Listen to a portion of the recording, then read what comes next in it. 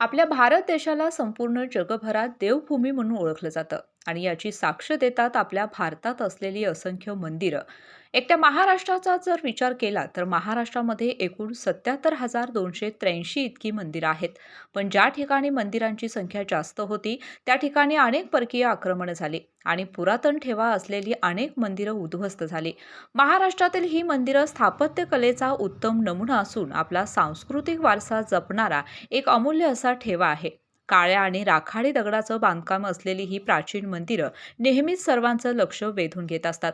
मोठमोठे डोंगर फोडून गुहांच्या आत मंदिर बांधण्याची अनोखी परंपरा म्हणजे वेरूळचे कैलास मंदिर होय. नागर, द्रविड आणि वेसारा या मंदिर बांधण्याच्या 3 प्रमुख शैली आहेत. उत्तरेकडील मंदिरं ही नागर शैलीतील आहेत, तर दक्षिण भारतात द्रविड शैलीतील मंदिरं आढळतात.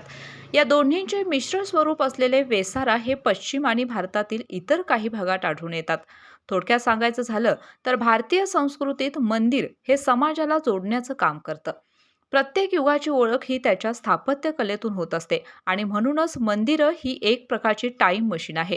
या मंदिरांना धर्माच्या चौकटीतून बाहेर काढून त्यांना सामाजिक आणि सांस्कृतिक वारसा म्हणून जपलं पाहिजे आणि ही जबाबदारी एक सजग नागरिक म्हणून आता आपल्यावर आली आहे.